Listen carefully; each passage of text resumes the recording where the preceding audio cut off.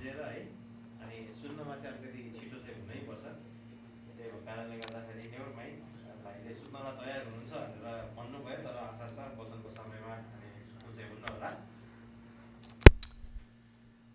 अनि यहाँहरूको बिचमा मैले वचन लिएर आएको छु। आशा छ आजको वचनमा चाहिँ अलिकति धेरै पदहरू पनि छ है। अनि त्यही भएको कारणले गर्दा कपी कलम बाइबल अगाडि राखेर बसिदिनु होला।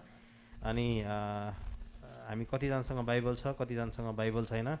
बाइबल छैन भनेदेखि अगाडि आएर लिन सक्नुहुन्छ है। अनि बाइबलको पद निकालेर अनि पढिदिनु हुँदाखेरि चाहिँ हामीलाई अझ धेरै सजिलो हुन्छ। अनि यहाँहरूको बिचमा वचन ल्याउने क्रममा म अध्ययन गर्दै थिएँ। अनि एउटा यहाँहरूको बिचमा एकदम साधारण विषय अनि लिएर आउने प्रभुले अगुवाई गर्नुभयो। मैले यहाँहरूको बिचमा एकदम साधारण विषय लिएर आएको छु। यो चाहिँ तपाईँहरूको दिन प्रतिदिनको जीवनमा हरेक दिन, हरेक घन्टा, हरेक मिनेट तपाईँहरूको विश्वास र तपाईँहरूको एउटा परिपक्वतामा डिपेन्ड गर्ने कुरा हो। अनि यो कुरा चाहिँ मैले तपाईँहरूको बिचमा लिएर आएको छु। अनि प्रार्थनाको आजको विषय मैले लिएर आएको छु। अनि विशेष गरेर प्रार्थनाको विषय है। यहाँहरूले देख्नुभयो होला स्क्रिनमा।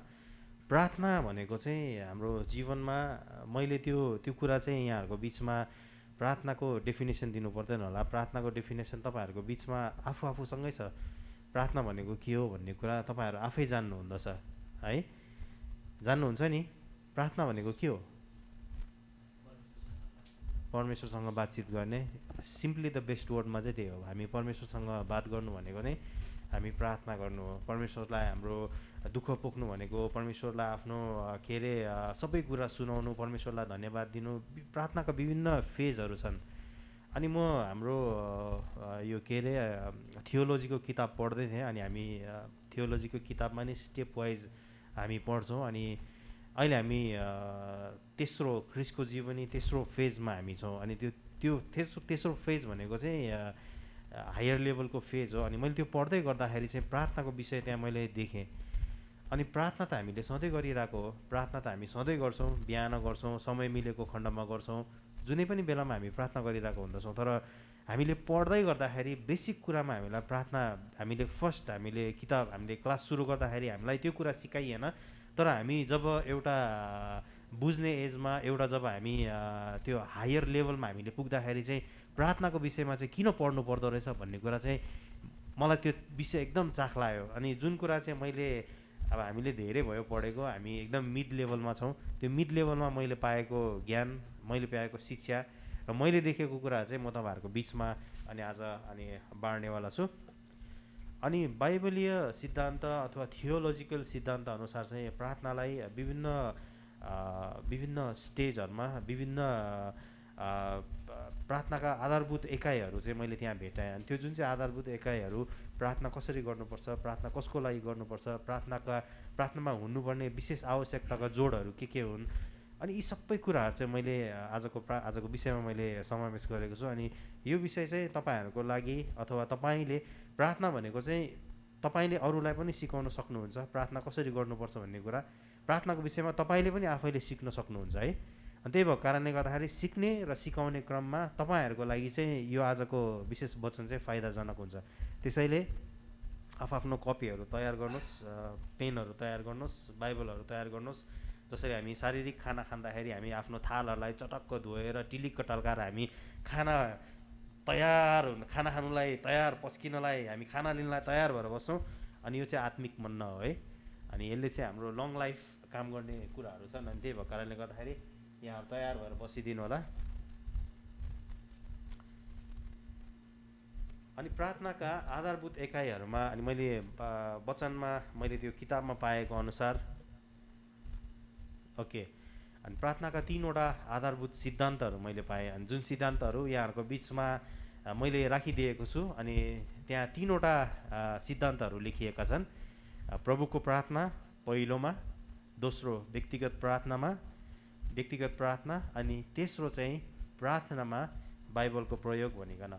अनि हामी यो पढ्दै गर्दाखेरि हामी एउटा पदलाई हामी हेर्नेछौँ। अनि यो पद चाहिँ पहिलो प्रभुको प्रार्थनासँग सम्बन्धित कुराहरू छन् है। अनि प्रभु येशूले डाँडाको उपदेशमा हामीलाई आफ्नो चेलाहरूलाई प्रार्थनाको विषयमा अनि सम्झाउँदै गर्नु हुँदाखेरि उहाँले यो कुरा चाहिँ हामीलाई सिकाउनु भएको छ, यो कुरा चाहिँ हामीलाई देखाउनु भएको छ। अनि मत्ती 6:9 देखि 13सम्म हामीले पढ्दाखेरि चाहिँ प्रार्थना कसरी गर्नुपर्छ भनेर चाहिँ येशू ख्रीष्टले आफ्नो चेलाहरूलाई सिकाउँदै हुनुहुन्छ। अनि म पढिदिनेछु यहाँहरूको बिचमा। तर तिमीहरू चाहिँ यस किसिमले प्रार्थना गर, हे हाम्रा पिता जो स्वर्गमा हुनुहुन्छ, तपाईँको नाउँ पवित्र गरियोस्, तपाईँको राज्य आओस्, तपाईँको इच्छा स्वर्गमा जस्तै यस पृथ्वीमा पुरा होस्। हामीलाई आज हाम्रो दैनिक भोजन दिनुहोस्, हाम्रा अपराध क्षमा गर्नुहोस् जसरी हामीले आफ्ना अपराधीहरूलाई क्षमा गरेका छौँ। हामीलाई परीक्षामा पर्न नदिनुहोस् तर दुष्टहरूबाट छुटाउनुहोस्, किनभने राज्य, पराक्रम र महिमा सदा सर्वदा तपाईँकै हुन्। आमेन। अनि हामीलाई थाहा छ यो प्रार्थनाको विषय, यो प्रार्थनाको यो जुन चाहिँ वर्स हामीलाई थाहा छ कि थाहा छैन? हरेक मण्डलीहरूमा चाहिँ यो वर्स चाहिँ हामीले लास्टमा गीतको रूपमा हामी गाउँछौँ है। अनि त्यो गीतको रूपमा हामीले किन गाउँछौँ भन्ने कुरा चाहिँ हामीलाई थाहा छ? थाहा छैन नि? थाहा छ र? मण्डलीमा त हामीले कतिचोटि हामीले गाउँछौँ यो गीत। तपाईँ जुनैसुकै नेपालको मण्डलीहरूमा जानुहोस्, मण्डलीमा तपाईँ सबैजना सङ्गति सकिसकेपछि हामी सबैजना उठेर आदरका साथ यो गीत हामी गाउँछौँ होइन। तर मण्डलीमा यो गीत किन गाइयो त? यसको विशेष कुरा चाहिँ अनि म यहाँहरूको बिचमा पनि भन्नेछु अनि आशा छ तपाईँहरूले बुझ्नु पनि हुनेछ। यो येशूले आफ्नो चेलाहरूलाई सिकाउँदै गरेको प्रार्थना चाहिँ नि, यो प्रार्थनामा 6वटा बुँदाहरू छ, 6वटा एकदम स्पेसल बुँदाहरू छ। अनि त्यो 6वटा स्पेसल बुँदा चाहिँ परमेश्वर र मानिसहरूसँग एकदम सिधा सम्बन्ध राख्ने कुराहरू छन्, जसको कारणले गर्दाखेरि चाहिँ यो चाहिँ एकदम प्राथमिकताको प्रार्थना भनेर हामी बुझ्दछौँ। त्यही कारणले गर्दाखेरि हामी मण्डलीको सेवकाइ सकेपछि हामी अन्तिममा यसलाई हामी आशिषको गीत भनेर हामी गाउँदछौँ। आमेन। अनि यो कुरामा रहेका ती 6वटा बुँदाहरू है, अब हुन चाहिँ हामीसँग 5वटा पद छ, 9, 10, 11, 12, 13, 5वटा मात्र पद छ। तर 5वटा पदलाई 6वटा बुँदामा अनि हामीले त्यो विभाजन गरेको कुराहरू म यहाँहरूको बिचमा अनि पढेर सुनाइदिनेछु। अनि यहाँ हामीले सबैभन्दा पहिला के देख्छौँ भनेदेखि, तर तिमीहरू चाहिँ चेन्ज नगर्नु है, तिमीहरू चाहिँ यस किसिमले प्रार्थना गर, हे हाम्रा पिता जो कहाँ हुनुहुन्छ त? स्वर्गमा हुनुहुन्छ है। अनि यो स्वर्गमा हुने कुरा यो एउटा मैले एउटा चाहिँ के अरे भूमिकाको रूपमा मैले लिएँ। जब हामी प्रार्थना गर्दैछौँ, जब हामी परमेश्वरको उपस्थितिमा जाँदैछौँ भनेदेखि हामीले सबैभन्दा पहिला 2वटा कुरा चाहिँ थाहा पाउनुपर्छ भनेर यो कुराले हामीलाई, यो पदले हामीलाई सिकाउँछ। पद भन्नाले एक पदको पनि आधा भागले चाहिँ हामीलाई यो कुरा सिकाउँछ कि हामी चाहिँ कसको उपस्थितिमा हामी जाँदैछौँ भनेर। कसको उपस्थितिमा हामी जाँदैछौँ त? कसको उपस्थितिमा हामी जाँदैछौँ? परमेश्वरको उपस्थितिमा हामी जाँदैछौँ। अनि यहाँ हामीले पाउँदछौँ, यहाँ चाहिँ हामीलाई के भनेर लेखेको छ भनेदेखि हे हाम्रा पिता है। पिता चाहिँ को हुनुहुन्छ त? स्वर्गीय पिता हुनुहुन्छ है, स्वर्गीय पिता हुनुहुन्छ। अनि स्वर्गीय पिता भनेको चाहिँ हामीले जब उहाँको उपस्थितिमा हामी जाँदैछौँ, फर्स्ट अफ अल हामी निर्धक्क साथ जानुपर्छ भन्ने कुरा चाहिँ पिता शब्दले हामीलाई देखाउँदछ। पिता भनेको के हो त? बुवा हो। जब हाम्रो बुवालाई हामी केही कुरा माग्दैछौँ भनेदेखि तपाईँ कहिले पनि डराएर जानुहुन्न यदि त्यो तपाईँले राइट कुरा माग्दै हुनुहुन्छ भनेदेखि। तर तपाईँले बेठी कुरा माग्दै हुनुहुन्छ भनेदेखि अब कतिको बुवाले त डन्डा पनि हान्नु भयो होला होइन। तर हाम्रो स्वर्गीय पिताको हामी सामुन्ने गएर हामीले माग्दै गर्दाखेरि चाहिँ हामीले उहाँलाई पिता भनेर सम्बोधन गरेका छौँ। त्यही भएको कारणले गर्दाखेरि हामीले कुनै पनि कुरा उहाँको सामु जाँदाखेरि हामी निर्धक्कताका साथ हामी जान सकौँ भनेर चाहिँ अनि येशू ख्रीष्टले आफ्नो चेलाहरूलाई प्रार्थनामा सम्झाउँदै गर्नुहुँदाखेरि चाहिँ उहाँले पिता भन्ने शब्द चाहिँ जोडिदिनु भएको छ। पिता भन्ने शब्दले चाहिँ सधैँ एउटा सम्बन्धको कुरालाई देखाउँदछ, सधैँ एउटा कम्फोर्टनेसको कुरालाई देखाउँदछ। जब हामी परमेश्वर पिताको सामु जान्दछौँ हामी चाहिँ एकदम कम्फोर्टेबली एकदमै हामी निर्धक्कताका साथ हामी जानुपर्छ भन्ने कुरा चाहिँ यो पदले हामीलाई देखाउँदछ। अनि दोस्रो पदमा के भन्दछ भनेदेखि जो स्वर्गमा हुनुहुन्छ होइन। अनि स्वर्ग र पृथ्वीको कुरा हामीले गर्नु पर्दाखेरि हामीले स्वर्गका कुराहरू चाहिँ हामीले सुनेका मात्र छौँ, पृथ्वीको कुरा चाहिँ हामीले देखेका छौँ होइन। अनि स्वर्गमा हुने कुरा चाहिँ एकदमै आदरणीय कुरा छ।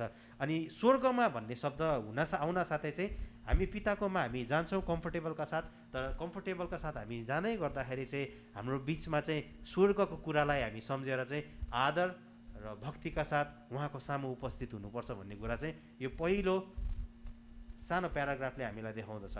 परमेश्वर पिता भनेर भन्दाखेरि चाहिँ पिताले चाहिँ हामीलाई सधैँ के गर्छ त, कम्फोर्टेबल त्यो फिल गराउँछ है। अनि कम्फोर्टेबलका साथ हामी जब परमेश्वर पिताकोमा जाँदछौँ त्यति बेला चाहिँ हाम्रो साथमा के त, स्वर्ग भन्ने शब्दले चाहिँ हामीले उहाँ हाम्रो शारीरिक पिता हुन्न, उहाँ चाहिँ हाम्रो आत्मिक पिता हुनुहुन्छ, उहाँ चाहिँ हाम्रो आत्माको पिता हुनुहुन्छ। त्यही भएको कारणले गर्दा हामीले याद गर्नुपर्ने कुरा चाहिँ हामीले आत्मामा उहाँको अगाडि जाँदाखेरि चाहिँ हामीले हाम्रो आदर हाम्रो भक्ति त्यो साथ चाहिँ उहाँको उपस्थितिमा जानुपर्छ भन्ने कुरा चाहिँ यो पहिलो लाइनले हामीलाई देखाउँदछ। अब त्यसपछि तपाईँको नाउँ पवित्र गरियोसदेखि हामी तलसम्म यो भागलाई चाहिँ अनि 6वटा भागमा मैले अनि विभाजन गरेको छु। अनि त्यो 6वटा भागहरू चाहिँ तपाईँहरूको बिचमा अनि म लिएर आउनेछु। अनि 6वटा भाग म यहाँ बिचमा पढिदिनेछु। के भनेर लेखेको छ भने चाहिँ तपाईँको नाउँ पवित्र गरियोस्, तपाईँको राज्य आओस्, तपाईँको इच्छा स्वर्गमा जस्तै यस पृथ्वीमा पुरा होस् है। अनि तीनवटा कुरा चाहिँ मैले यहाँहरूको बिचमा पढेँ, तीनवटा पदहरू चाहिँ मैले यहाँहरूको बिचमा पढेँ। के भनेर भनेको छ त, तपाईँको नाउँ पवित्र गरियोस्, तपाईँको राज्य आओस्, तपाईँको इच्छा स्वर्गमा जस्तै यस पृथ्वीमा पुरा होस्। 6वटा भागमध्ये 3वटा भागलाई, यो 3वटा विशेष भागलाई चाहिँ परमेश्वरको भाग भनेर चाहिँ अनि बाइबलले जोड दिँदछ। कसको भाग भनेर? परमेश्वरको भाग है। 6वटा भागमा चाहिँ 2वटा कुरालाई मैले भने तपाईँहरूलाई, मान्छे र परमेश्वरको बिचमा भएको सम्बन्धलाई यो विशेष आजको वचनले अनि जोड दिँदछ। अनि त्यो 3वटा भाग, तपाईँको नाउँ पवित्र गरियोस्, तपाईँको राज्य आओस्, तपाईँको इच्छा स्वर्गमा चाहिँ यस पृथ्वीमा पुरा होस् भन्ने कुराले चाहिँ सधैँ परमेश्वर पितापतिको सम्बन्धसँग अनि हामीलाई देखाउँदछ। र फेरि त्योभन्दा तल हामीले दोस्रो समूहमा हामीले हेऱ्यौँ भनेदेखि त्यहाँ पनि 3वटा बिन्तीहरू हामी पाउँदछौँ। अनि त्यो 3वटा बिन्तीहरू चाहिँ हामी मानिस जातिको सन्दर्भमा लेखिएको कुराहरू छन्। अनि त्यो मानिस जातिको सन्दर्भमा लेखिएको कुराहरू चाहिँ के हुन् त, हामीलाई आजको दैनिक भोजन के गर्नुहोस् त, दिनुहोस्। दोस्रोमा हाम्रो अपराध क्षमा गर्नुहोस् जसरी हामीले पनि हाम्रो अपराधीहरूलाई क्षमा गरेका छौँ। र तेस्रो बुँदामा चाहिँ हामीले पाउँदछौँ, हामीलाई परीक्षामा के त पर्न नदिनुहोस्, तर कोबाट बचाउनुहोस् त, दुष्टहरूबाट बचाउनुहोस्। अनि हामीले थाहा पायौँ यो मत्ती 6:9देखि 13सम्मका बुँदाहरू जो चाहिँ 5वटा पदहरू छन्, 5वटा पदमा पनि हामीले 6वटा बुँदाहरू हामीले हेऱ्यौँ। 3वटा बुँदा चाहिँ सिधै परमेश्वरसँग सम्बन्ध राख्ने बुँदाहरू छन् भनेदेखि 3वटा बुँदा चाहिँ हामी मानिस जातिसँग सरोकार राख्ने अनि बुँदाहरू छन्। अनि पहिलो बिन्तीमा हामीले यहाँ पाउँदछौँ, तपाईँको नाउँ पवित्र के होस् त, गरियोस्। अनि यसमा परमेश्वरको नाउँ अनि पवित्र गरियोस् भनी मागिएको छ। अनि हामीले तपाईँको नाउँ पवित्र गरियोस् भनी प्रार्थना गर्दा हामीले परमेश्वरलाई आदर होस् भनिकन हामीले मागिरहेका हुँदछौँ। परमेश्वरको वचनलाई आज्ञाकारी भएर उहाँको इच्छा अनुसार गरेर विश्वासीहरूले के गर्छन् त, परमेश्वरलाई के गर्दछ, आदर दिँदछन्। अनि परमेश्वरलाई चाहिने आदर भनेकै त्यो हो, हामी जस्तैसुकै कन्डिसनमा होस्, जस्तैसुकै अवस्थामा होस्, हामी विश्वासी भएर हामीले वचनका कुराहरू मानेका छौँ। हामी एक्लै हुँदाखेरि त हामीलाई कसैले देख्दैनन् नि, हामी एक्लै हुँदाखेरि त हामी आफ्नो खुसी गर्न सक्छौँ नि, तर पनि हामी कुनै हाम्रो बिचमा नराम्रो कुरा गर्दाखेरि हामीले परमेश्वरको वचनलाई यदि हामीले सम्झ्यौँ भनेदेखि त्यो कुरा चाहिँ के त, परमेश्वरको निम्ति आदर हो। अनि हामीलाई पहिलो बिन्तीले चाहिँ हामीलाई त्यही कुरा देखाउँदछ कि तपाईँको नाउँ पवित्र गरियोस् भनेर भन्नुको अर्थ चाहिँ तपाईँलाई चाहिँ हामी के गर्दछौँ त, आदर गर्दछौँ भनेर अनि यो वचनले भन्न खोजेको कुरा। अनि दोस्रो बिन्तीमा चाहिँ हामीले के हेर्दछौँ भनेदेखि परमेश्वरको राज्य आओस्, परमेश्वरको के आओस् त, राज्य आओस्। अनि येशूको आज्ञाहरू मान्नेहरूलाई, उहाँलाई पछ्याउनेहरूलाई उहाँको राज्य साँच्चै नै आइसकेको छ है। तर त्यो राज्य पूर्णतामा र र हामीले आँखाले देखिने गरेर त्यो राज्य चाहिँ आएको छैन। तर वास्तवमा भन्नुपर्ने हो भनेदेखि त्यो राज्य चाहिँ अदृश्य रूपमा चाहिँ आइसकेको छ हाम्रो माझमा। के हो भन्नुहोस् त परमेश्वरको राज्य भनेको? परमेश्वरको राज्य भनेको शान्ति, आनन्द, परमेश्वरप्रतिको इमान्दारिता, परमेश्वरको समीपमा भएर तपाईँले जीवन बिताउनु, यी सबै कुरा चाहिँ परमेश्वरका राज्यका कुराहरू हुन्।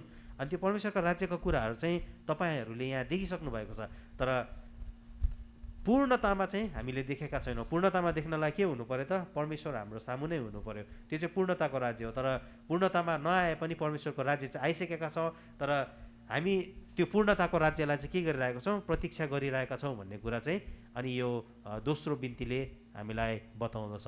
त्यसै गरी हामीले हेर्नेछौँ तेस्रो बिन्ती है, परमेश्वरको राज्य स्वर्गमा जस्तै पृथ्वीमा पुरा होस्। अनि हामीलाई एउटा कुरा थाहा हुनुपर्दछ कि परमेश्वरको राज्य जुन चाहिँ स्वर्गको राज्य चाहिँ सिद्ध राज्य हुन् र हामी चाहिँ संसारमा छौँ, हामी पृथ्वीमा छौँ। अनि यो राज्य चाहिँ सिद्ध राज्य होइन। परमेश्वरको आफ्नै पुत्र येशू ख्रीष्ट संसारमा आउनुभयो, असिद्ध राज्यलाई सिद्धतामा बदल्नलाई उहाँ आउनुभयो। तर हामीले कतिपय समय हामी यो कुरा बुझ्दैनौँ कि यो कुरा चाहिँ आत्मिक कुरा हो भनेर। हामी त्यो जब इजरायलीहरूले जब येशू है मसी जो चाहिँ छुटकारा दिनुहुने अनि मानिस आउँदै हुनुहुन्छ भन्दाखेरि चाहिँ त्यति बेला इजरायल जब रोमी एउटा साम्राज्यको अधीनमा थियो, मानिसहरूले सोचेका थिए कि अब उहाँ मसी आएर चाहिँ हामीलाई छुटकारा दिनुहुनेछ। उहाँले चाहिँ आफ्नो श्रीपेज त्यो रोमीहरूले छिनेको शासन चाहिँ फिर्ता गरेर उहाँ चाहिँ राजा हुनुहुनेछ भनिकन इजरायलीहरूले चाहिँ त्यो कुरालाई विश्वास गरेका थिए। अनि परमेश्वरको राज्यमा हामी कुरा गर्दै गर्दाखेरि चाहिँ यस्तै कुराहरू हुन् जुन कुरा चाहिँ हामीले शारीरिक रूपमा खोज्दछौँ। त्यो शारीरिक कुरा चाहिँ होइन। त्यो शारीरिक कुरा चाहिँ जब परमेश्वरको राज्य पूर्णतामा संसारमा आउनेछ त्यति बेला चाहिँ हामीले देख्नेछौँ भन्ने कुरा चाहिँ स्पष्ट रूपमा हामीलाई भन्दछ। अनि मत्ती 7:11 हामीले हेऱ्यौँ भनेदेखि, यसकारण तिमीहरू दुष्ट भएर छोराछोरीहरूलाई असल चिज दिन जान्दछौ भने, याद गर्नुहोस् है, स्वर्गमा हुनुहुने तिमीहरूका पितासित माग्नेलाई कति बढी गरेर असल चिज दिनुहुनेछ है। असल चिज भनेको चाहिँ तपाईँले विशेष गरेर असल चिजको बारेमा तपाईँले यहाँ हेर्दै हुनुहुन्छ। असल चिज भनेको चाहिँ तपाईँको लागि असल के हो त? हामी विश्वासीको लागि असल भनेको के हो त? परमेश्वरको वचन होइन। असल भनेको के हो त? जबसम्म हामीले त्यो असल कुरा परमेश्वरबाट लिँदैनौँ, हामीले त्यो असल कुरा हामीले संसारमा प्रकट गर्नै सक्दैनौँ।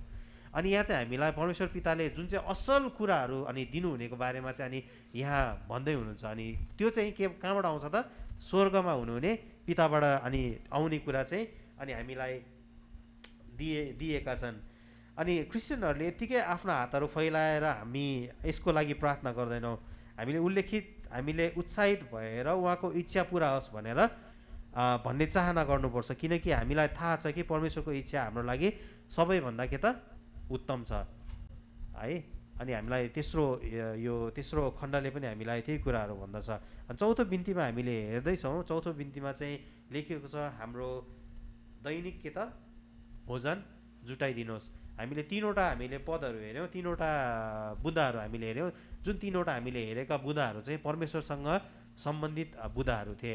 अब यही वचनको हामीले आधा भाग हामी तल आउनेछौँ। अनि यो चौथो बुँदादेखि 6औँ बुँदासम्म चाहिँ यो 6औँ बुँदा चाहिँ परमेश्वरसँग मानिससँग सम्बन्ध राख्ने बुँदाहरू छन्। अनि परमेश्वरलाई दैनिक भोजन चाहिन्छ त? चाहिन्छ होला? चाहिँदैन होला हो। दैनिक भोजनले चाहिँ सधैँ के त एउटा शारीरिक बनावटलाई के गर्छ त? शारीरिक बनावटलाई देखाउँदछ। शारीरिक बनावट भनेको हाम्रो मानवीय एउटा बनावट हामी हुर्कनलाई, बढ्नलाई, हाम्रो दिनभरि चाहिने एनर्जीको लागि हामीले के खानुपर्छ त? भोजन त खानुपर्छ। अनि यहाँ चौथो बिन्तीमा हामीले हेर्नेछौँ, हामीलाई दिनभरिको भोजन जुटाइदिनुहोस् है।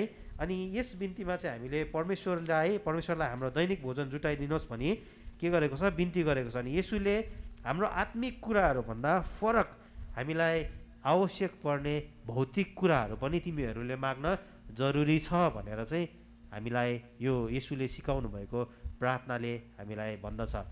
के भन्दछ त? हामीले कतिपय समय आत्मिक कुराहरू गर्छौँ, आत्मिक कुराहरू खान्छौँ, आत्मिक कुरामा जोड देऊ, आत्मिक कुराको लागि तिमीहरू पछि लाग, हामी त्यो कुराहरू भनिरहेका हुँदछौँ। तर हामीलाई वचनले स्पष्ट रूपमा भन्दछ कि हामीलाई दैनिक भोजन जुटाइदिनुहोस्। दैनिक भोजन भनेको चाहिँ सधैँ भोजनको के हुन्छ त, एउटा भौतिक रूप हुन्छ।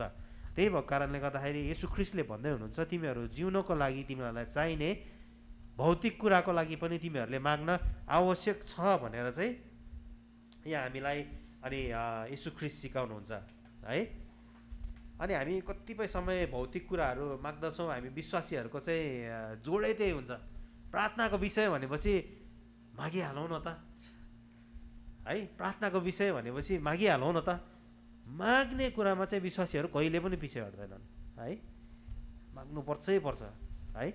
अनि भौतिक कुराहरूमा हामीले हाम्रो लागि दिनभरि चाहिने भोजन जुटाइदिनुहोस् भनेर भन्यौँ। अनि हामीलाई कहिलेकाहीँ चाहिँ यस्तो किसिमको परीक्षा आउनसक्छ कि हामी आफै मेहनत गर्छौँ, हामीले मेहनत गरेर काम गर्छौँ, मेहनत गरेर हामीले पैसा कमाउँछौँ, हामीले त्यही पैसाले त हामीले किनेर खान्छौँ नि। अनि यो कुरामा परमेश्वरलाई हामीले धन्यवाद चढाउन जरुरी छ अथवा यो कुरामा चाहिँ हामीले परमेश्वरसँग माग्न जरुरी छ भन्ने चाहिँ त्यो चाहिँ मानिसलाई आउने एउटा एउटा एउटा गलत सोचको परीक्षा है। सायद कतिलाई पर्या होला, कतिलाई नपर्या होला, त्यो आफ्नै ठाउँमा छ। तर सतर्कताको लागि चाहिँ तपाईँहरूको बिचमा मैले बाँडिदिँदैछु। यो परीक्षा चाहिँ तपाईँहरूलाई आउनसक्छ। कहिलेकाहीँ तपाईँहरू अब तपाईँहरू के काम गर्नुहुन्छ मलाई थाहा छैन, सबैको डिटेल्स मलाई थाहा छैन होइन।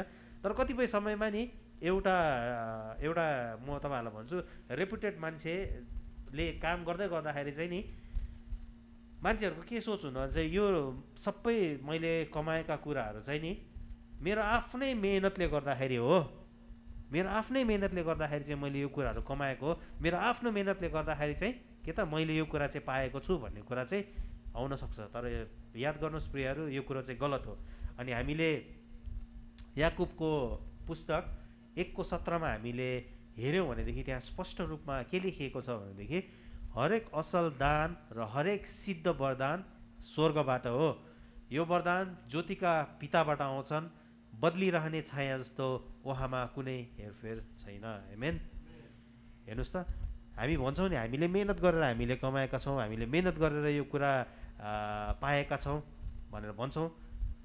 तर यो कुरा चाहिँ के हो त, गलत रहेछ। किनभने हामीले त्यो कुरा चाहिँ स्वर्गीय पितासँग माग्न जरुरी रहेछ भन्ने कुरा यो वचनले हामीलाई भन्दछ। हामीले चौथो पदमा हामीले हेऱ्यौँ हाम्रो निम्ति दैनिक भोजन के गरिदिनुहोस् त, जुटाइदिनुहोस् भनेर। अनि त्यो दैनिक भोजन जुटाइदिँदाखेरि पनि हामीले आशिषका कुराहरू पनि त्यहाँ हामीले पाउँदछौँ। तपाईँले याद गर्नुभएको छ, तपाईँले दिनदिनै भोजन खानुहुन्छ होइन। भोजन खाँदै गर्दाखेरि तपाईँले याद गर्नुहोस् त, तपाईँ भोजन खानुहुन्छ, पेट भर्नुहुन्छ, प्रभुलाई धन्यवाद भनेर भन्नुहुन्छ। तर राम्रोसँग तपाईँले केलाउनु भयो भने तपाईँको हातसम्म भोजन आइपुग्नलाई कतिवटा फेजहरू पार भएको हुन्छ थाहा छ? याद गर्नुहोस् त, प्रभुले आकाशबाट पानी वर्षाउनु पर्यो, धान रोप्नु पर्यो, धान रोप्नलाई मान्छेहरू चाहियो, धान कटनी गर्नु पर्यो, त्यसलाई रिसाइकल गर्नु पर्यो, त्यसलाई प्याकिङ गर्नु पर्यो, त्यसलाई ल्याउनु पर्यो, घरमा किन्नु पर्यो, घरमा ल्याएर तपाईँले चामलै खाने कुरा भएन, त्यसको लागि ग्यास स्टोभ चाहियो, त्यसको लागि ग्यास चाहियो। विभिन्न किसिमका क्राइटेरियाहरू पुरा गरिसकेपछि मात्र तपाईँले खाना खान पाउनुहुन्छ। भनेको मतलब चाहिँ के हो भनेदेखि तपाईँले खाना खानु अघि पनि त्यहाँ विभिन्न किसिमका क्राइटेरियाहरू छन्। तपाईँले सधैँ मेरो निम्ति मेरो दैनिक भोजन जुटाइदिनुहोस् भनेर माग्दै गर्दाखेरि तपाईँको भोजनको साथसाथमा धेरै मानिसहरूले के पाइरहेको हुन्छ त, रोजगारी पाइरहेको हुन्छ। धेरै मान्छेहरूको घरमा के भइरहेको हुन्छ त, भात पाकिरहेको हुन्छ। धेरै मान्छेले के गरिरहेको हुन्छ त, खाना खान पाइरहेको हुन्छ। आमेन। हेर्नुहोस् त आशिष कसरी उहाँको तरिका चाहिँ छुट्टै किसिमको तरिका छ। किन चाहिँ हामीलाई भोजन माग्न जरुरी छ भनेर अनि प्रभु येशू ख्रीष्टको प्रार्थनामा हामीलाई उहाँले सम्झाउनु भयो त, ताकि हामीले पनि भोजन खाऊँ र हाम्रो माध्यमबाट अरूले पनि के त भोजन खाओस् भन्ने चाहिँ उहाँको इच्छा छ। त्यही भएको कारणले गर्दाखेरि उहाँले भन्नुहुन्छ तिमीहरूले चाहिँ दैनिक भोजनको चाहिँ के गर्नु त, तृष्णा गर्नु, दैनिक भोजन माग्नु भनेर अनि भन्नुभएको छ। अनि यहाँ अर्को शब्द के प्रयोग गरेको छ भने दैनिक भनेर भन्नुभएको छ है। दैनिक भनेको के हो? हरेक दिन, दिनदिनै, बोल्ने शैलीमा फरक होला तर तपाईँहरू सबैले बुझ्नुभयो है। अनि दैनिक भोजनको विषयमा चाहिँ यहाँ ख्रीष्ट येशूले अनि भन्दै हुनुहुन्छ है। दैनिक भोजनको अर्थ चाहिँ दैनिक भोजनको लागि माग्नु भनेको चाहिँ तपाईँले दिनदिनै भोजनको लागि माग्नु हो। यो होइन कि प्रभु मेरो निम्ति भोजन जुटाइदिनुहोस्, म त्यो भोजन चाहिँ 1 महिनाको लागि राखौँ अथवा 1 वर्षको लागि राखौँ अथवा 2 वर्षको लागि राखौँ भनेर अनि के त भन्नु होइन। दैनिक भनेको दैनिक डे टु डेमा है, हामीले डे टु डेमा चाहिँ यो कुरा माग्नुपर्छ भन्ने कुरा चाहिँ अनि ख्रीष्ट येशूले अनि सिकाउनुहुन्छ। अनि हामीलाई मत्ती 6:19 भन्छ, आफ्नो निम्ति स्वर्ग पृथ्वीमा धन सम्पत्ति नथुपाएर जहाँ किरा र खियाले नष्ट पार्छन् र जहाँ चोरहरूले घर फोरेर ती चोर्छन्, तर आफ्नो निम्ति स्वर्गमा धन थुपाएर जहाँ किराले र खियाले नष्ट पार्दैन र चोरले पनि चोर्दैन। देख्नुभयो त? अनि यहाँ वचनले पनि हामीलाई स्पष्ट रूपमा भनेको छ, आफ्नो निम्ति चाहिँ के त पृथ्वीमा धन थुपार्नु भनेको चाहिँ त्यो चाहिँ किराहरूलाई खुवाउनु हो भनेर चाहिँ अनि भन्दछ है। अनि हामीले इतिहासको पुस्तकलाई हामीले यसरी हेर्दै गयो भनेदेखि नि इजरायललाई जब परमेश्वरले त्यो दासत्वको जीवनबाट निकालेर जब उनीहरूलाई त्यो दुध र मह बग्ने देशमा लाँदै हुनुहुन्थ्यो, अनि त्यो लाँदै गर्दाखेरि पनि त्यो इजरायलीहरूको गनगन, इजरायलीहरूले खान नपाएका कुराहरू अनि त्यो परमेश्वरको कानमा पुग्दछ। अनि परमेश्वरले चाहिँ त्यहाँ के गर्नुहुन्छ त? के गर्नुहुन्छ भन्नुहोस् त? प्रस्थानको 16:6मा हामीले हेऱ्यौँ भनेदेखि त्यहाँ पाउँदछौँ, प्रस्थान 6:16मा हामीले हेऱ्यौँ भने त्यहाँ पाउँदछौँ। अनि परमेश्वरले चाहिँ उनीहरूको निम्ति मन्ना जुटाइदिनुहुन्छ। अनि मन्ना जुटाइदिँदै गर्दाखेरि परमेश्वरले एउटा त्यहाँ क्राइटेरिया चाहिँ के राखिदिनुहुन्छ त? तब परमप्रभुले मूसालाई भन्नुभयो, म तिमीहरूका निम्ति स्वर्गबाट रोटी बर्साउने छु, मानिसहरूले दिनहुँ बाहिर गएर 1 दिनको हिस्सा बटुलुन्, यसरी तिमीहरू मेरा आदेशमा हिँड्छन् कि हिँड्दैनन् सो म जाँच गर्न सकुला। हेर्नुहोस् है, यहाँ कस्तो स्पष्ट रूपमा एकदम क्लियर रूपमा भनेको छ, जुन कुरा चाहिँ यो हाम्रो मानिस जातिको निम्ति भनेर त्यो छुट्याएको 3वटा वचनको बुँदासँग ठिक्क मिल्छ। यहाँ चाहिँ के भनेको छ, मानिसहरूले दिनहुँ हरेक दिन के त गएर आफ्नो हिस्साको के गर्नु त मन्ना बटुलुन्, र त्यो चाहिँ के गर्नु त दोस्रो दिनको लागि भनेर नराखुन्। मानिसको हृदय चाहिँ सधैँ लोभी हृदय भन्छ नि, जति भए पनि पुग्दैन मान्छेलाई, लालच है, लालची है। अब कतिवटा वर्ड हुन्छ होला मानिसको लालचसँग जोडिएको सन्दर्भमा। अनि मानिसको सोच, अनि त्यो इजरायलीहरूको हामीले विषयमा नि हामीले हेऱ्यौँ भनेदेखि इजरायलीहरूको विषयमा पनि त्यही कुराहरू लेखेका थिए। परमेश्वरले चाहिँ उनीहरूको हृदयबाट जुन चाहिँ लालचका कुराहरू चाहिँ नहोस् भनेर चाहिँ उहाँले क्राइटेरिया राखिदिनु भयो। त्यो चाहिँ दिनहुँ के त आत्मिक, दिनहुँ शारीरिक मन्ना बटुल्ने। अनि त्यहाँ परमेश्वर भन्दै हुनुहुन्छ, सो म जाँच गर्न सकुला भनेर पनि त्यहाँ लेख्नु भएको छ। अनि त्यही कुरा चाहिँ आज हाम्रो जीवनमा पनि लागु हुँदछ। हामीले दिनदिनै हामीले खान्छौँ, दिनदिनै भोजन लिन्छौँ, अनि त्यो भोजनको लागि पनि हामीले माग्न जरुरी छ। अनि माग्दै गर्दाखेरि चाहिँ के त फ्युचरको लागि भनेर तिमीहरू स्टक गर्न नखोज। हामीले मत्तीको पुस्तकमा हेर्दै गऱ्यो भनेदेखि चिन्ता र फिक्रीको बारेमा हामी पढ्दछौँ होइन। चिन्ता र फिक्रीको बारेमा त्यहाँ लेखिएका कुराहरू छन्। हामी भोलिको लागि के खुवाउँला, भोलिको लागि के लाउँला हामी चिन्ता गर्छौँ होइन। तर त्यो कुराहरूमा चाहिँ तिमी गर्नु पर्दैन। तिमीहरूको भरोसा भनेको चाहिँ को हुनुपर्छ भनेर भन्न खोजेको थाहा छ? त्यो परमप्रभु है, परमेश्वर। अनि त्यो हुनुहुन्छ भन्ने कुरा चाहिँ अनि यहाँ हामीले प्रस्थानको किताबमा नि हामीले सिकाएको कुरा पाउँदछौँ। तर के त इजरायलीहरू चाहिँ हठी जाति थिए। उनीहरूले चाहिँ के गर्थे त भनेदेखि नि 1 दिनको लागि होइन 2 दिनको लागि बटुलेर राखौँ भनेर, 2 दिनको लागि पनि बटुल्नु भनेर परमेश्वरले भन्नुभएको थियो। त्यो चाहिँ साबातको दिनको लागि भनेर है। जब शुक्रबार हुँदथे, शुक्रबार भयो भने चाहिँ तिमीहरू चाहिँ 2 दिनको लागि बटुलेर राख्नु, अन्यथा अरू दिन चाहिँ के गर्नु त तिमीहरूले नबटुल्नु भनेर चाहिँ अनि परमेश्वरले आज्ञा दिनुभएको थियो, स्पष्ट आज्ञा। 2 दिनको लागि बटुल्दाखेरि चाहिँ उनीहरूको खानेकुराहरू केही पनि हुँदैन थिए, राम्रै हुन्थे। तर उनीहरूले 1 दिनको लागि बटुल्नु भनेको दिनमा यदि उनीहरूले 2 दिनको लागि बटुल्यो भनेदेखि त्यो भोलिपल्ट चाहिँ बिहान उठेर त्यो मन्ना हेर्दाखेरि चाहिँ त्यो चाहिँ किराले खाइसकेका हुन्थे, गनाउन थालेका हुन्थे भनेर चाहिँ अनि हामीलाई प्रस्थानको पुस्तक हामीले 16:20मा सायद हामीले पाउँछौँ होला, त्यो कुरा लेखिएको छ। अनि हामीलाई अहिले भर्खरैको पद मत्ती 18को पदले नै हामीलाई त्यही कुरा भन्यो कि के भन्यो त तिमीहरू स्वर्गको निम्ति चाहिँ धन सम्पत्ति थुपाएर, किनभनेदेखि पृथ्वीका धन सम्पत्तिहरू चाहिँ केले खान्छन् भनेर भनेको छन्, किराले खान्छन् भनेर भनेको छन्। त्यही भएको कारणले गर्दाखेरि होसियार, सबै उत्तम कुराहरू चाहिँ आउने भनेको माथि स्वर्गबाट हो, अनि जुन चाहिँ हाम्रो निम्ति हो है। अनि स्वर्गको धन सम्पत्ति भन्दाखेरि तपाईँहरूलाई अचम्म पनि लाग्न सक्ला, के चाहिँ होला स्वर्गको धन सम्पत्ति? स्वर्गको निम्ति धन सम्पत्ति थुपाएर तपाईँको बेस्ट कुरा हो। अनि हामीले पाँचौँ बिन्तीमा हामी जानेछौँ। अनि पाँचौँ बिन्तीमा चाहिँ हामीले लेखेको कुरा चाहिँ हामीले यहाँ देखेका छौँ, हाम्रो अपराध क्षमा गर्नुहोस्। अपराध भनेको के हो? कसैलाई हानि गर्नु। अनि अरू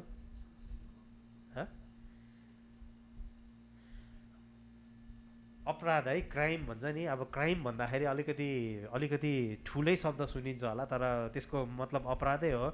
तपाईँहरूले कुनै पनि मानिसको विरुद्ध गर्ने कामलाई नै के भन्छ त? अपराध भन्दछ। अनि हामीले बाइबलमा पढ्दै थियौँ, हामीले यो 18को उमा पढ्दै थियौँ। अनि अपराध भनेको कुरा चाहिँ अलिकति डिफ्रेन्ट प्रकारले अनि त्यो 18ले डिफाइन गर्छ, थियोलोजीको किताबले। कुनै पनि काम चाहिँ तपाईँले परमेश्वरको विरुद्ध गर्ने कामलाई चाहिँ के भन्छ त?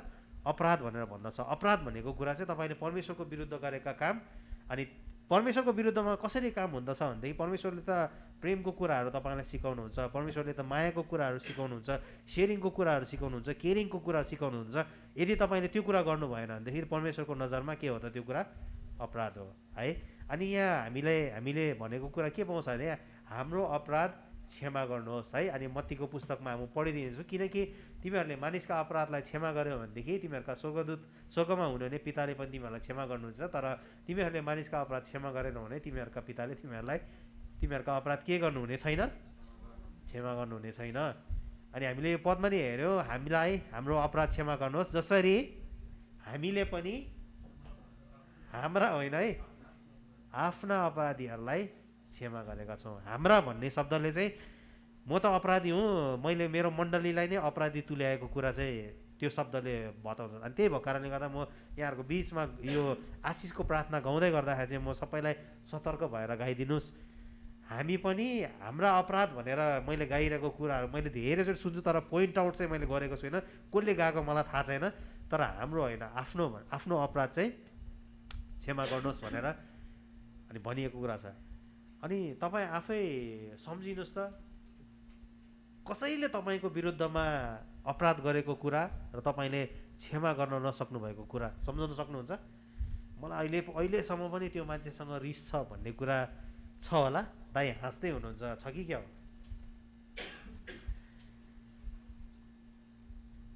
हामी मानिस हौँ, हामी मानिसको जीवनमा हामी काम गर्ने ठाउँदेखि लिएर हाम्रो घर व्यवहारको कुराहरूदेखि लिएर हाम्रो लाइफमा विभिन्न किसिमका अप्स एन्ड डाउन्सहरू हामी आउँछ।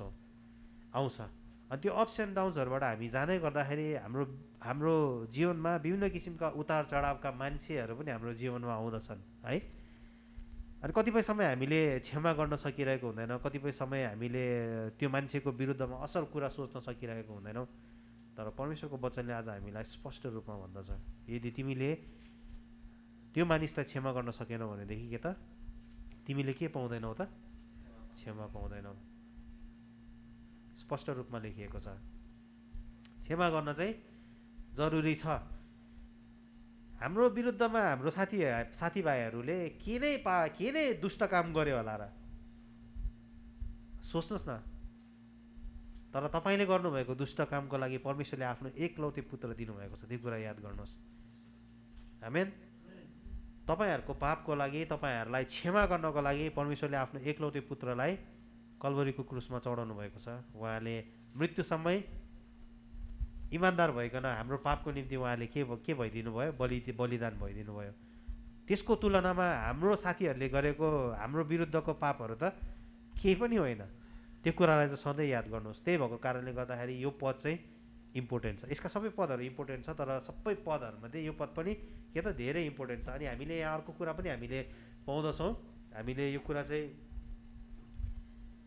मत्तीको 18को 23देखि 35सम्म हामीले हेऱ्यौँ भनेदेखि पाउँदछौँ। लामो छ पद, म यहाँहरूको बिचमा पढिदिने छुइनँ। अनि यो पदमा चाहिँ हामीले एकदम देखिरहेको पद हो। अनि येशू ख्रीष्टले चाहिँ आफ्नो चेलाहरूलाई प्याराबल दिँदै हुनुहुन्छ। एउटा नोकरले चाहिँ आफ्नो मालिकसँग 100वटा सुनको सिक्काहरू लिएको कुराहरू अनि तपाईँहरूले पाउनुहुन्छ। 100वटा सुनको सिक्का लिँदछ, अनि 100वटा सुनको सिक्का चाहिँ उसले तिर्न नसक्दाखेरि चाहिँ उसको मालिकले के गर्दछ? यसलाई चाहिँ जेलखानामा लगेर हालिदिए। जबसम्म यसले यो सिक्काको पैसा तिर्न सक्दैन तबसम्म यसलाई जेलबाट चाहिँ के त नछुटाउनु भनेर भनेका कुराहरू हामी पाउँदछौँ। तर त्यो मान्छेले त्यो साउजीको उसको मालिकको पैर पढेर खुट्टामा परेर उसले के गर्छ त क्षमा माग्दछ। म यो कुरा चाहिँ सकेसम्म म गर्नेछु, मलाई यो कुराको लागि चाहिँ क्षमा गरिदिनुहोस् भनेर के गरेको हुन्छ त क्षमा मागेको कुरा हुन्छ। अनि उसको मालिकले चाहिँ उसको त्यो अनुरोधलाई स्वीकार गरेर मालिकले चाहिँ ल मैले तँलाई 100वटा सिक्का क्षमा गरिदिएँ भनेर अनि भनेको कुरा पाउँदछौँ। तर त्यो मानिस जब त्यो मालिकको घरबाट निक्लिँदै गर्दा उसले आफ्नो पनि नोकरलाई, अर्को नोकरलाई जो चाहिँ चाँदीको सिक्का दिएको नोकरलाई पैसा दिएका कुराहरू हामी पाउँदछौँ। जब उसले भेट्दछ, ओए मेरो पैसा निकाल त, खै मेरो चाँदीको सिक्का भनेको कुरा हामी त्यहाँ पाउँदछौँ। अनि के भन्छ त त्यो मान्छेले, मसँग अहिले चाँदीको सिक्का छैन तर म बिस्तारै तपाईँको सिक्काहरू सबै पेमेन्ट गरिदिन्छु भनेर भन्दाखेरि चाहिँ के गर्छ त उसले, नो, उसले आफ्नो मान्छेलाई भन्दछ यसले जबसम्म मेरो त्यो चाँदीको सिक्काको पैसा तिर्दैन तबसम्म चाहिँ के गर्छ त यसलाई जेलमा लगाएर राख्नु है। उसले चाहिँ सुनको सिक्का, है, सुन र चाँदी भनेको दुईवटा डिफ्रेन्ट अब्जेक्टहरू हुन्। सुनको सिक्काको उसले भरपाई एउटा क्षमा पाएको कुरा हामी पाउँदछौँ। तर उसले चाहिँ के त चाँदी भनेको त एकदमै लेस कस्ट देन सुन होइन त।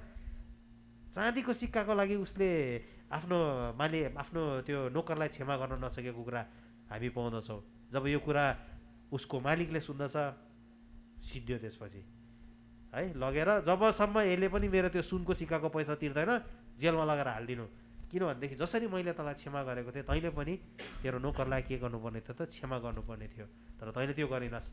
अनि वचनले हामीलाई सिधै भन्दछ जसरी तिमीले आफ्नो अपराधीलाई क्षमा गर्दछौ त्यसरी नै तिम्रो अपराध पनि के त क्षमा हुँदछ भन्ने कुरा चाहिँ स्पष्ट रूपमा भन्दछ। अनि 6औं बिन्दुमा हामी पाउँदछौँ हामीलाई परीक्षामा पर्न नदिनुहोस् तर कोबाट बचाउनुहोस्, दुष्टबाट बचाउनुहोस् है। अनि परीक्षामा पर्न नदिनुहोस् यसको तात्पर्य यो हो कि हामीलाई परीक्षाबाट जोगाउनुहोस् भन्ने कुरा हो। अनि परीक्षा चाहिँ हामीले परीक्षाको विषयमा हामीले पढेका छौँ।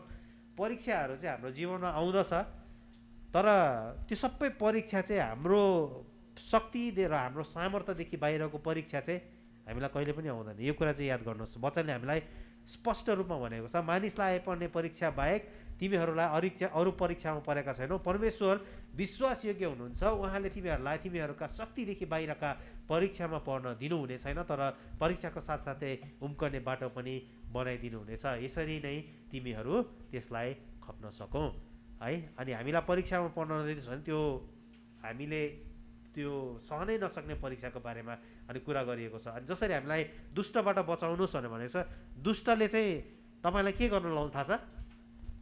दुष्टले चाहिँ सधैँ तपाईँलाई पाप गर्न लाउँछ है प्रियहरू। दुष्टबाट बचाउनुहोस् भनेको दुष्टले आएर तपाईँलाई डाइरेक्ट हार्म गर्दैन। तपाईँलाई एकदमै आएर उसले तपाईँको लाइफमा इन्टरफियर गर्ने काम चाहिँ तपाईँलाई परीक्षामा पार्छ, तपाईँलाई दुष्ट काम गर्न लाउँछ, तपाईँलाई पाप गर्न लाउँछ। अनि दुष्टता भनेकै परमेश्वरको नजरमा के हो त? पापका कुरा हुन्। अनि त्यो पापको कुराबाट चाहिँ गर्नबाट हामीलाई के गर्नुहोस् त? जोगाउनुहोस् भनिकन 6औं बुँदाले हामीलाई भन्दछ। हामीले यो 6वटा बुँदाहरू के को विषयमा हामीले हेऱ्यौँ थाहा छ?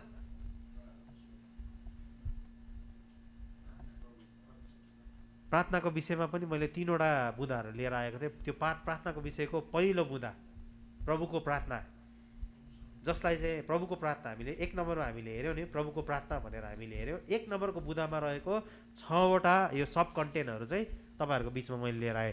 6वटा सब कन्टेन्ट मध्ये 3वटा कन्टेन्ट चाहिँ सिधै परमेश्वरसँगको सम्बन्धमा थियो र 3वटा कन्टेन्ट चाहिँ हामी मानिसहरूको सम्बन्धमा थियो।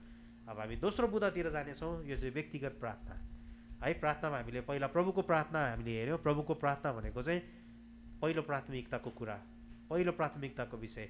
दोस्रो प्राथमिकतामा हामी हेर्नेछौँ व्यक्तिगत प्रार्थना है। अनि व्यक्तिगत प्रार्थनामा पनि अनि 3वटा बुँदाहरू छ। त्यो 3वटा बुँदाहरू चाहिँ म यहाँहरूको बिचमा सरसर्ती अनि भनिदिनेछु। अनि कसैले यदि देख्नु भएछ भने राखेको छैन होला पद राखेको छ राजुले, जाउँ न। मत्ती 6:6ले हामीलाई के भन्दछ भनेदेखि नि म यहाँहरूको बिचमा पढिदिनेछु। मत्ती 6:6 है।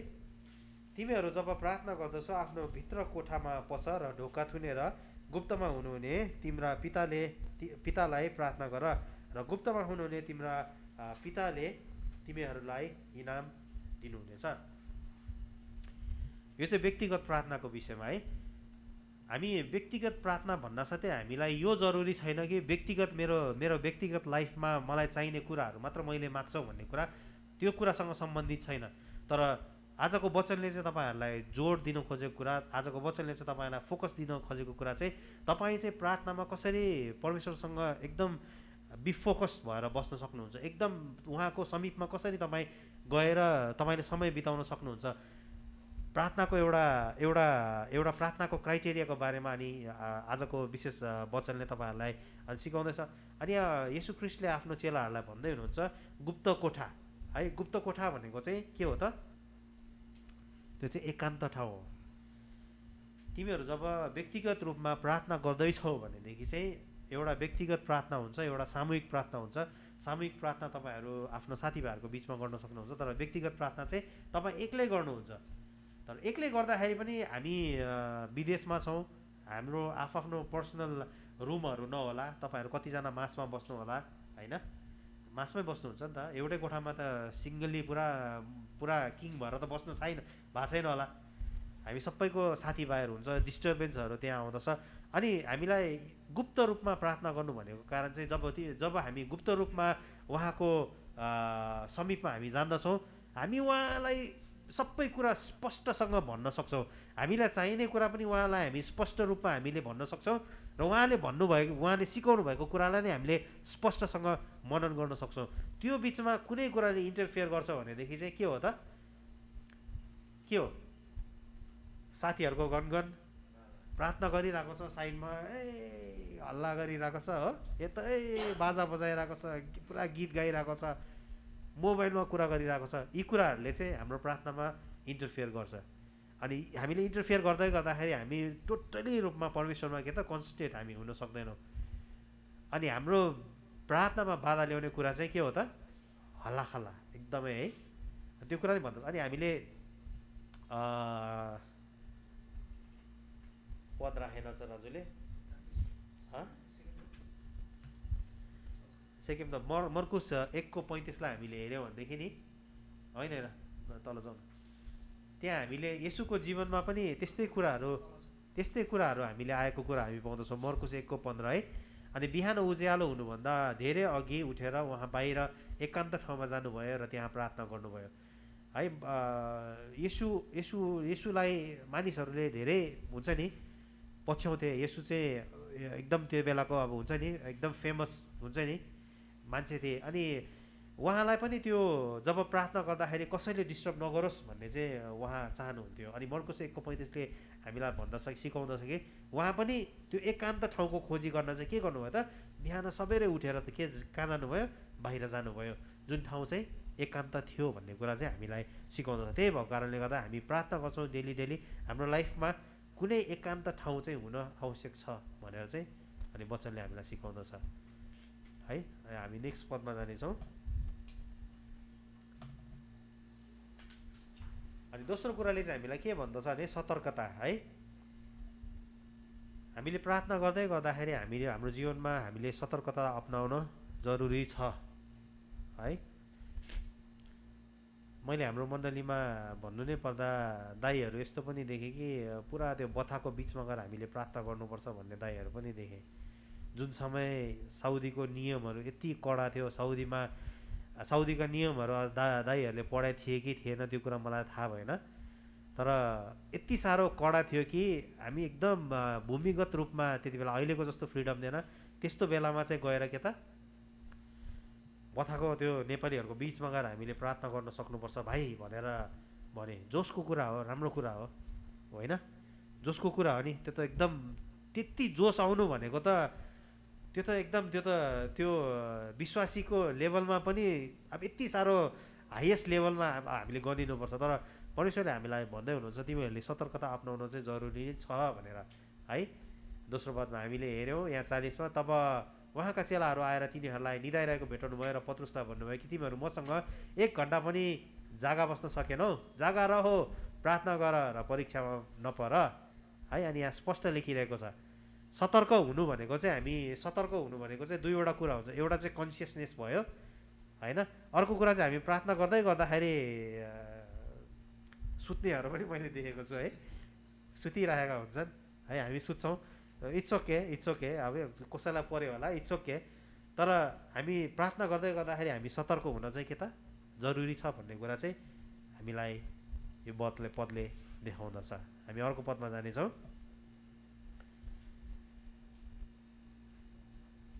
अनि प्रार्थनाको समयमा के त हल्ला नभएको र हतार नभएको समय चाहिँ हुन आवश्यक छ भनेर अनि लुकाको 6:12ले अनि यहाँ भन्दछ, ती दिनमा उहाँ पहाडतिर प्रार्थना गर्न जानुभयो र परमेश्वर प्रार्थना गर्दै पुरै रात बिताउनु भयो। अनि यहाँ पुरै रात बिताउनु भयो भने उहाँ पहाडतिर एकान्त ठाउँमा गएर येशू ख्रीष्टले प्रार्थना गर्नुभएको कुरालाई अनि देखाउँदछ। येशूको जीवनमा उहाँको सेवकाईका एउटा भागहरू थिए, तर उहाँले जब प्रार्थना गर्दै जानु हुँदाखेरि चाहिँ उहाँले आफ्नो सेवकाईको अरू भागहरूले मलाई डिस्टर्बेन्स नगरोस् भन्ने हिसाबले चाहिँ उहाँ पहाडमा जानुभइकन उहाँ एक्लै प्रार्थना गर्नुभयो। अनि यो कुराले चाहिँ हामीलाई के जनाउँदछ भनेदेखि हाम्रो जीवनमा पनि एउटा हल्ला नभएको समय हुनुपर्दछ, हल्ला नभएको ठाउँ हुनुपर्दछ, साथसाथै के त हतार नभएको समय पनि हुनुपर्दछ भन्ने कुरा चाहिँ हामीलाई देखाउँदछ। तपाईँहरूको निम्ति हतार नभएको समय चाहिँ कुन होला? जुन कुरा चाहिँ तपाईँ एकदम रिल्याक्स पाराले एकदमै शान्त रूपमा तपाईँले प्रार्थना गर्न सक्नुहुन्छ। क्वाइट टाइम भनेर तपाईँलाई थाहा छ? क्वाइट टाइम भनेर विश्वासीको जीवनमा क्वाइट टाइम भनेर भन्छ नि,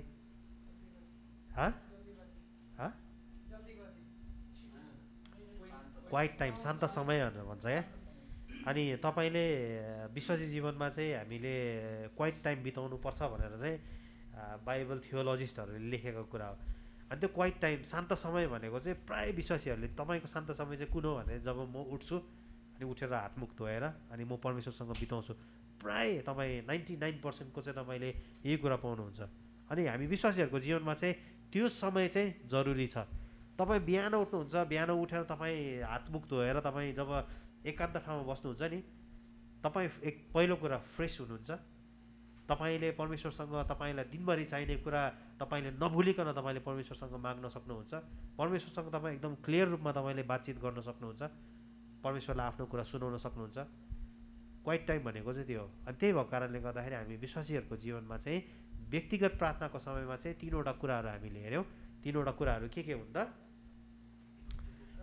एकान्त कोठा, एकान्त समय, सतर्कता र हतार नभएको समय अथवा हल्ला नभएको समय है।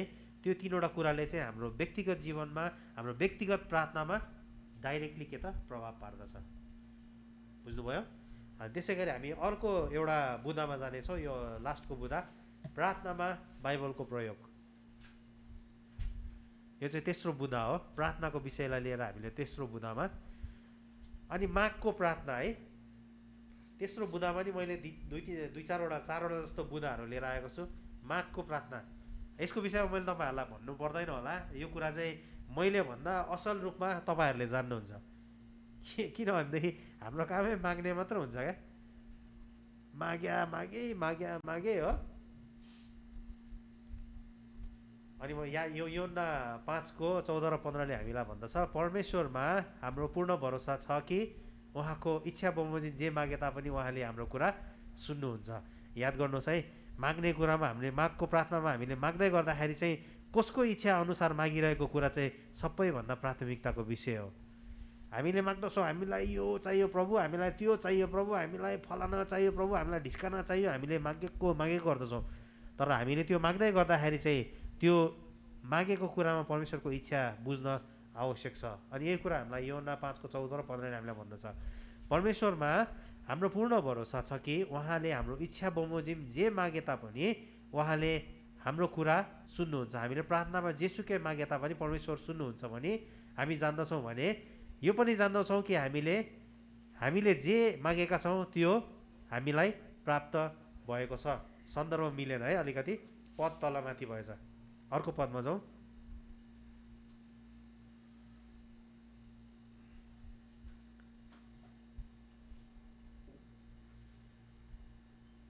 पहिलो योना 5:14 र 15 कसैले पढिदिनु होला, किनभने यो पद छुट्याएछ। अनि यो पदले चाहिँ हामीलाई भन्दछ, त्यही भएर मैले बाइबल चाहिँ खोलेर राखिदिनुहोस् भनेर भनेको अगाडि है। पहिलो यूहन्ना 5:14 र 15। लेखेको छ, परमेश्वरमा हाम्रो पूर्ण भरोसा छ कि उहाँको इच्छा बमोजिम जे मागे तापनि उहाँले हाम्रो कुरा सुन्नुहुन्छ। हामीले प्रार्थनामा जेसुकै मागे तापनि परमेश्वरले सुन्नुहुन्छ भनी हामी जान्दछौँ भने यो पनि जान्दछौँ कि उहाँलाई हामीले जे मागेका छौँ त्यो हामीलाई प्राप्त भएको छ। आमेन। कसको इच्छा अनुसार मागेको हुनुपर्दछ अरे? परमेश्वरको इच्छा। हामी व्यक्तिगत प्रार्थनामा हामी भट्टटटट लाएर हामीलाई जे मन लाग्यो त्यही मागिरहेको हुन्छ, जे मन लाग्यो त्यही मागिरहेको हुन्छौँ। तर हामीलाई कतिपय समय हामीलाई बुझ्न आवश्यक छ कि हामीले मागेको कुरा चाहिँ परमेश्वरको इच्छा अनुरूप छ कि छैन भन्ने कुरा। अनि यहाँ स्पष्ट रूपमा के लेखिएको छ भनेदेखि तिमीहरूले परमेश्वरको इच्छा अनुरूप मागेको कुरा यदि छन् भनेदेखि चाहिँ त्यो चाहिँ के त अवश्य पनि तिमीहरूको निम्ति के गरिदिनेछ? पुरा गरिदिनेछ भनेर चाहिँ अनि वचनले हामीलाई भन्दछ। अब हामीले माग्ने त माग्छौँ, तर माग्दाखेरि कस्तो कुराहरू हामी माग्दछौँ है? त्यो कुरा बाइबल अनुरूप छ कि छैन, हामीले माग्ने कुरा परमेश्वरको इच्छा अनुरूप छ कि छैन, त्यो कुराहरू चाहिँ हुन एकदम जरुरी छ। समय गइसकेको छ, म तपाईँहरूलाई पदहरू दिन्छु, लेखेर राख्नु होला। अनि त्यो पदहरू चाहिँ तपाईँ घर गएर पढ्नुहोस्। अनि त्यो पदहरू तपाईँले पढ्नु हुँदाखेरि चाहिँ हो यो कुरा चाहिँ हामीले माग्नुपर्ने रहेछ भन्ने कुरा चाहिँ स्पष्ट रूपमा अनि देखाउँदछ। भौतिक आवश्यकताको हामीले कुराहरू माग्दछौँ परमेश्वरसँग, माग्ने कुरामा, माग्ने विषयमा भौतिक विषय आवश्यकताको कुराहरू हामीले माग्दाखेरि चाहिँ मत्ती 2:11 पढ्नु होला है। अनि हामीले कतिपय समय हामीले मागेका कुराहरू चाहिँ अनावश्यक पनि हुन सक्दछ। पहिलाको मजा राजु ए ओके ओके, मत्ती 2:11 है। अनि यसले चाहिँ के गर्दछ भने हाम्रो भौतिक आवश्यकताको कुराहरूलाई देखाउँदछ। अनि त्यस्तै गरेर हामी याकुब 4:3लाई हामीले हेऱ्यौँ भनेदेखि नि के भनेर लेखेको छ भने तिमीहरू माग्छौ तर पाउँदैनौ किनकि आफ्ना अभिलाषा पुरा गर्नलाई बेठिकसित माग्दछौ है। अनि यो चाहिँ अनावश्यक कुराहरू हामीले माग्दाखेरि चाहिँ यो पदले हामीलाई सतर्कता गराउँदछ। नेक्स्टमा हामी जानेछौँ। अनि याकुब 5:14 अनि यहाँ चाहिँ हामीले के भनेर पाउँदछौँ भनेदेखि रोगीहरूको चङ्गाइको लागि हामी माग्दछौँ। अनि त्यसै गरेर मत्ती 28:19-20मा हामीले हेऱ्यौँ भनेदेखि राज्य विस्तारका कुराहरू हामी पाउँदछौँ। अनि त्यसै गरी पहिलो तिमोथी 2:2लाई हामीले हेऱ्यौँ भनेदेखि माथि देखाइरहेको छ है। मैले पद चाहिँ पढेन, यो पदहरू चाहिँ तपाईँहरूले लेखेर राख्नुहोस् है। पहिलो तिमोथी 2:2लाई हेऱ्यौँ भनेदेखि शासकहरूको विरुद्ध, राज्यहरूको विरुद्ध हामीले हाम्रो काम गर्ने ठाउँको निम्ति विरुद्ध भने शासकहरूको लागि अनि हाम्रो काम गर्ने ठाउँहरूको लागि, हामीले काम गरिआएको देशहरूको लागि हामीले माग्नुपर्ने कुराहरू चाहिँ यी कुरा हुन् भन्ने कुरा चाहिँ स्पष्ट रूपमा अनि यी पदहरूले हामीलाई देखाउँदछ। यो पदहरू चाहिँ तपाईँहरू घर गएर पढ्नुहोस्। अनि यो पदहरू पढ्दै गर्दाखेरि चाहिँ यो पदहरू चाहिँ परमेश्वरको इच्छा विरुद्धको मगाइ हो कि होइन भन्ने कुरा चाहिँ तपाईँहरू आफै स्पष्ट पार्नुहोस्। यसले यो पदले चाहिँ स्पष्टै पार्छ र पनि तपाईँहरू एकचोटि अस्योरेन्सको लागि तपाईँहरू घर गएर पढ्नु होला। यो कुराले चाहिँ तपाईँलाई अझ अस्योर गराउँछ कि मैले मागेको कुरा चाहिँ परमेश्वरको इच्छा अनुरूप मागेको छु, यो कुरा चाहिँ मैले परमेश्वरको इच्छा बमोजिम नै गरेको छु भन्ने कुरा चाहिँ देखाउँदछ। अनि यस्तै गरी प्रार्थनामा बाइबलको प्रयोग गर्दाखेरि पाप स्वीकारको प्रार्थना, हामी कति 18 पढ्नेहरूलाई त हामीलाई पाप स्वीकारको प्रार्थना पनि हामीले हेरेका छौँ है। अनि पाप भनेको के हो हामीले अघि हेऱ्यौँ, परमेश्वरको विरुद्ध गरिने कुनै पनि कामलाई हामी पाप भनेर भन्दछौँ। अनि पाप स्वीकारको प्रार्थना, हामी कतिपय समय पाप गर्छौँ अनि परमेश्वरको सामु आएर प्रभु आज मैले यो गरेँ, प्रभु आज मैले त्यो गरेँ है, यो त्यो। अनि पाप स्वीकारको प्रार्थना गर्दै गर्दाखेरि चाहिँ हामीले धेरै बुँदाहरू पाउँछौँ। तर दुईवटा स्पेसल बुँदा चाहिँ तपाईँहरूको बिचमा मैले लिएर आएको छु। एउटा चाहिँ हलुको किसिमको पाप स्वीकार र एउटा चाहिँ स्पष्ट पाप स्वीकार है। हलुको पाप स्वीकार भनेको चाहिँ के हो थाहा छ? हलुको पाप स्वीकार भने तपाईँले दिउँसो जानुभयो, कसैलाई हानि गर्नुभयो, उसको के बिगारिदिनु भयो तपाईँलाई थाहा छ होइन। त्यहाँबाट फेरि अर्को ठाउँमा जानुभयो, अर्कोलाई फेरि हानि गर्नुभयो, नोक्सानी गर्नुभयो। अनि राति आएर तपाईँ प्रार्थना गर्नुहुन्छ, प्रभु मैले दिनभरि गरेको त्यो पापहरू चाहिँ क्षमा गरिदिनुहोस् है। पापको क्षमा त माग्नुभयो तपाईँले, पापको क्षमा माग्दै गर्दाखेरि तपाईँले भन्नुभयो प्रभु मैले फलानालाई मैले यो गरेँ, ढिस्कानालाई मैले यो गरेँ भनेका छैनौँ नि। हामी आउँछौँ अनि हलुको किसिमले प्रभु मैले आज दिनभरि गरेको पाप चाहिँ क्षमा गरिदिनुहोस् भनेर हामी माग्दछौँ। त्यो पाप चाहिँ त्यो क्षमा चाहिँ स्वीकार्योग्य छैन भनेर चाहिँ हामीलाई वचनले भन्दछ है। अनि अनि हितोपदेश 28:23 हामीलाई के भन्दछ भनेदेखि आफ्ना पापहरू लुकाउनेको उन्नति हुँदैन, तर जसले ती पाप स्वीकार गर्छ र त्याग्छ त्यसले कृपा पाउँदछ। है, पाप स्वीकार गर्नु भनेको चाहिँ तपाईँले यदि कसैको विरुद्ध पाप गरेको छ भने त्यो स्पष्ट रूपमा पाप स्वीकार हुनु पर्यो। पाप स्वीकार गर्ने तरिका चाहिँ स्पष्ट रूपको हुनु पर्यो। जुन कुरा चाहिँ परमेश्वरको सामु स्पष्ट हुनु पर्यो, तपाईँको सामु स्पष्ट हुनु पर्यो। प्रभु, मैले फलानाको आज यो सामान बिगारिदिएँ, त्यसको निम्ति मलाई क्षमा गर्नुहोस्, म त्यसको भरपाई पनि गरिदिनुहोस्। यो चाहिँ स्पष्ट खालको पाप क्षमा हो। यो होइन कि प्रभु मैले दिनभरि गरेको पाप चाहिँ मलाई क्षमा गरिदिनुहोस्, मैले दिनभरि के गरेँ मलाई पनि थाहा छैन, त्यो चाहिँ अस्पष्ट पाप हो है, पाप स्वीकार हो। अनि त्यो अस्पष्ट पाप स्वीकार पनि परमेश्वरले गर्नुहुन्न भन्ने कुरा चाहिँ हामीलाई अनि आजको अनि खण्डले अनि बताउँदछ। त्यसै गरी आराधनाको प्रार्थना है, हामीले कतिवटा हेऱ्यौँ, पाप स्वीकारको प्रार्थना, त्योभन्दा अगाडि व्यक्तिगत प्रार्थनामा हामीले हेऱ्यौँ, मागको प्रार्थना है, आराधनाको प्रार्थना। अनि हामीले आराधना गर्दै गर्दाखेरि हामीलाई कतिपय समय हामीले आराधना गर्दै गर्दाखेरि बाइबलका खण्डहरू ल्याउँछौँ, भटटटट खण्डहरू चाहिँ ल्याउँछौँ। खण्डहरू चाहिँ मैले आराधना गर्दै गर्दाखेरि त्यो खण्ड पढ्दाखेरि परमेश्वरलाई आराधना भइरहेका छ कि छैन त, त्यो कुरा चाहिँ जान्न एकदमै जरुरी छ। आराधना भनेको चाहिँ परमेश्वरलाई आदर गर्नलाई, परमेश्वरलाई प्रशंसा गर्नलाई हामी उहाँको सामु प्रार्थना गर्न आउँदछौँ, उहाँको सामु आएर हामी प्रार्थना गर्दछौँ। तर हामीले पढ्दै गरेको खण्डले, हामीले गर्दै गरेको कुराले उहाँलाई आदर भएको छ कि छैन त्यो जान्न चाहिँ जरुरी छ है। अनि भजन सङ्ग्रहको हामीले पुस्तकमा हामीले 95को 6 र 7 हामीले हेऱ्यौँ भने के भन्दछ त, आओ दण्डवत गरौँ र निहुरौँ, हाम्रो सृष्टिकर्ता परमप्रभुकै सामु घोडा टेकौँ, किनभने उहाँ हाम्रा परमेश्वर हुनुहुन्छ र हामी उहाँका खर्कका प्रजा र उहाँका हातका भेडाहरू हौँ। आज तिमीहरूले उहाँको शब्द सुन्यौ भने ठिकै छ, इट्स ओके है। यहाँ भनिएको कुरा चाहिँ के भनेर भनेको छ त, सबैभन्दा पहिला हामीले आराधना गर्दै गर्दाखेरि मैले अघि पनि तपाईँहरूलाई भने सबैभन्दा पहिलो कुरा चाहिँ परमेश्वरलाई के गर्नुपर्छ त, आदर गर्नुपर्छ।